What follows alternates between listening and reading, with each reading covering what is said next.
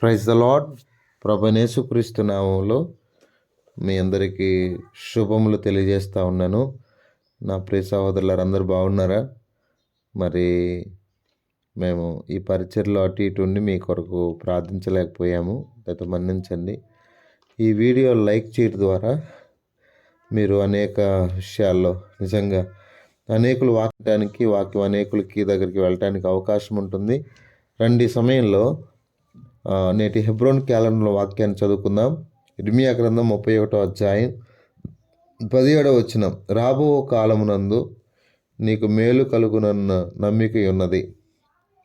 నా ప్రియ సహోదరులారా, రాబోయే కాలంలో ఎందుకు ఈ మాటలు చెప్తున్నానంటే, రాబో కాలం అనగానే మనకు యేసు ప్రభు గుర్తుకు రావాలి. ఫ్యూచరు యేసే, ఇక ఏం లేదు. అందుకే హెబ్రీ గ్రంథకర్త ఇలా రాశాడు. ఏం రాశాడంటే, నా ప్రియ సహోదరులారా, హెబ్రీ 9వ అధ్యాయం 11వ వచనంలో, అయితే క్రీస్తు రాబోచున్న మేలుల విషయమై ప్రధాన యాజకుడిగా వచ్చి తానే నిత్యమైన విమోచన మనకు కాబట్టి రాబోచున్న మేలుల విషయమై నీకు ఏ మేలు కలగాలన్నా క్రీస్తు ఆధారమై ఉండాలి. క్రీస్తు లేకపోతే నీకు ఆధారం ఏమీ లేదు. కనుక ఒకవేళ మన జీవితాల్లో కొన్ని ఇబ్బందులు ఉండొచ్చు, కొన్ని కష్ట నష్టాలు ఉండొచ్చు. కాబట్టి వాటి విషయంలో మనం చింతపడాల్సిన అవసరం లేదు. ఎందుకంటే రాబో కాలంలో దేవుడు అంటే ఇశ్రాయేలీల పట్ల వారు బబులోను చెర నుండి బయటకు వచ్చే విషయంలో మాట్లాడుతూ ఉన్నాడు. 29వ అధ్యాయం 11వ వచనంలో, నేను మిమ్మల్ని గూర్చి ఉద్దేశించిన సంగతులు నేను ఎరుగుదును, రాబో కాలమందు మీకు నిరీక్షణ కలుగునట్లు అవి సమాధానకరమైన ఉద్దేశంలే కానీ హానికరమైనవి కావు. రాబో కాలమునందు కాబట్టి దేవుడు మన ఫ్యూచర్ విషయంలో కొంత ఆలోచన కలిగి ఉన్నాడు. ఇశ్రాయేలీల యొక్క భవిష్యత్తు విషయంలో ఆలోచన కలిగి ఉన్న దేవుడు. అర్థమైందా? కాబట్టి అంత మాత్రమేనంటారా? ప్రకటన గ్రంథంలో రాబో శోధన కాలములో నేను మిమ్మల్ని తప్పించదని అన్నాడు. ప్రకటన గ్రంథంలో బహుస్పష్టంగా రాబోవు శోధన, ప్రకటన 3:10లో భూనివాసులను శోధించుటకు లోకమంతటి మీదకి రాబో శోధన కాలంలో నేను నిన్ను కాపాడేదను. అర్థమైందా?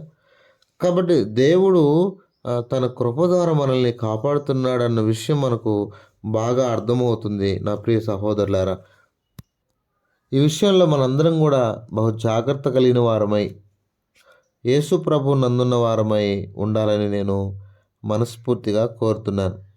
కాబట్టి ఇలా బైబిల్ గ్రంథంలో అనేక విషయాలు చూడండి. రాబో మేలుల విషయంలో అనేకుల భక్తుల జీవితాల్లో ఎన్నో గొప్ప కార్యాలు దేవుడు చేశాడు. రూతు ఊహించలేదు రాబోయే కాలంలో అంతా దేవుడు దీవిస్తాడని ఊహించలేదు. దావీదు ఊహించలేదు దేవుడు తను రాజు చేస్తాడని ఊహించలేకపోయాడు. అంటే దేవుడు తన ప్రజల కొరకై ఆయన సిద్ధపరిచేటివి ఎంతో ఘనమైనవి అని నేను చెప్పడానికి సంతోషిస్తున్నాను. అందుకే ఎస్తేరు ఒక మాట అంటది. ఎస్తేరు గ్రంథం 8వ అధ్యాయం 6వ వచనంలో, నా జనుల మీదకి రాబో కీడును నా వంశం యొక్క నాశనము చూచి నేను ఎలాగో సహింపగలని మనవి చేయగా. కాబట్టి ప్రజల మీదకి రాబోతున్న కీడును చూసి దేవుడు ఊరుకుంటాడా? ఊరుకునేవాడు కాదు. మన దేవుడు అలాంటి వాడు కాదు. ప్రజల మీదకి రాబోతున్న కీడును తప్పించాడా? తప్పించాడు. ప్రజల మీదకి రాబోతున్న కరువు కూడా. ఆదికాండం 41:36, ఈ దేశము నశించిపోకుండా ఆ ఆహారం ఐగుప్తులో రాబో కరువు సంవత్సరములు 7 ఈ దేశముందు సంగ్రహముగా నుండునని చెప్పాను. రాబో కరువు, రాబో కీడు, రాబో కరువు, రాబో శోధన, ఎన్నెన్ని చెప్పగలను మిత్రులారు. వీటన్నిటిలో కూడా దేవుడు మనకు మేలు చేసేవాడుగా ఉన్నాడు. తన ప్రజలను ఏర్పాటు చేసుకుంటాడు. తన ప్రజలకు తన కృపను, తన కనికరాన్ని దేవుడే ఇస్తాడు. సామెతలు 31:25 రాస్తుంది, బలమును ఘనతయు ఆమెకు వస్త్రము, ఆమె రాబో కాల విషయం నిర్భయంగా ఉండను. కాబట్టి ఆయన ప్రజలకు నిర్భయం ఇంకేముంది? చెప్పండి. దేవుడు ఎంతో క్షేమాన్ని ఇస్తాడు. కాబట్టి ఈ విషయాన్ని మనం బహు స్పష్టంగా అర్థం చేసుకోవాలి. రాబో కాలంలో 2026 రాబోతుంది. దేవుడు కొన్ని గొప్ప కార్యాలు మన జీవితాల్లో, మన కుటుంబాల్లో కూడా చేస్తాడు. ఒకవేళ ఎవరైనా బంధింపబడి ఉంటే విడిపిస్తాడు. వివాహాలు దేవుడు దయచేస్తాడు. ఉద్యోగాలు లేని వారికి ఉద్యోగాలు ప్రభు ఇస్తాడు అవసరం కదా. ఒకవేళ రక్షణ పొందిన వారు రక్షణ పొందుతారు. అనేకులు రాబో కాలంలో, రాబో దినములలో దేవుడు తన గొప్ప కార్యములు చేయుటకు మనల్ని బలపరచునుగా ప్రార్థన చేస్తాం. పరిశుద్ధుడు అయిన తండ్రి, కృపగలిగిన దేవ స్తోత్రాలు. అవును తండ్రి, రాబో కాలంలో మేలు కలుగునన్న నమ్మిక ఉన్నది. అవును, నువ్వు మేలు చేసే దేవుడు, అద్భుతకరుడు, ఆశ్చర్యకరుడు. నీకు స్తోత్రాలు. బలవంతుడైన దేవుడు నాయన. మరి మా ప్రియులు ఎంతోమంది నీ ద్వారా మేలు పొందాలని ఆశపడుతున్నారు. మరి మీరు మేలు చేసే దేవుడు కదా ప్రభువా. మరి మీరు కృప చూపండి, సహాయం చేయండి. అద్భుతములు చేయవాడా, ఆశ్చర్యకార్యములు చేయవాడా, మీకు ఎంతో వందనములు. మీరు సాయం చేయండి. మీ అద్భుత కార్యాలు మా ప్రియుల పక్షాన నెరవేర్చండి. చాలామంది ప్రార్థన అవసరాలు కోరుతున్నారు. చెల్లి కేజే కుటుంబాన్ని ఆదరించండి, సహాయం చేయండి నాయన. కృపల జ్ఞాపకం చేసుకునండి నాయన. ఆ రుణాలు తీర్చండి. పాలు మార్మన్స్ కొరకు సహాయం చేయండి. కృపల జ్ఞాపకం చేసుకుని శ్రీదేవక్క తన మనవడు ఆరోగ్య విషయంలో జ్ఞాపకం చేసుకుని సహాయం చేయండి. నిర్మల జ్యోతి సహోదరి ఆరోగ్య విషయంలో మీరు కృపద ఇచ్చేయండి. ఈ విధంగా తండ్రి నాయన రాజారావణ కొరకై ప్రార్థన చేస్తున్నాం, విజయరావణ కొరకై ప్రార్థన చేస్తున్నాం. మరి జ్ఞాపకం చేసుకునండి. గతంలో ప్రార్థన అవసరం నాయన అందరి కొరకు ప్రార్థన చేస్తున్నాం.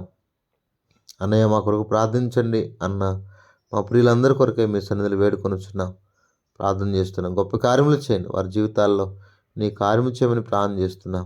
మరి ఈ క్రిస్మస్ పరిచర్యలు, మరి వాచ్నైట్ సర్వీస్ పరిచర్యలు, సార్వత్రిక సంఘమంతరి కొరకై మీ సన్నిధిలో వేడుకొని వచ్చున్నాం. రాబోయే దినాల్లో, రాబోయే సంవత్సరంలో నీ మేలులతో మా ప్రియులు నింపండి నాయన. నీ మేలులతో నింపి మీరే మహిమ పొందమని ప్రార్థన చేస్తున్నాం. అందరిని కూడా దీవించండి.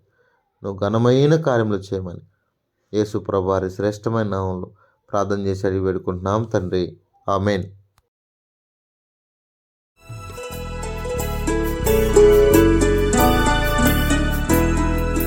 దేవునికి మనము తగినట్టుగా నడుచుకొనుటయే దైవ చిత్తము.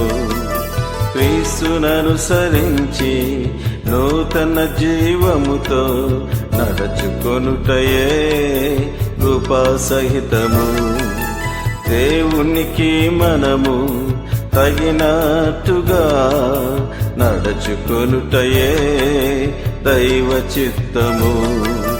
క్రీస్తుననుసరించి నూతన జీవముతో నడుచుకొనుటయే కృపా సహితము.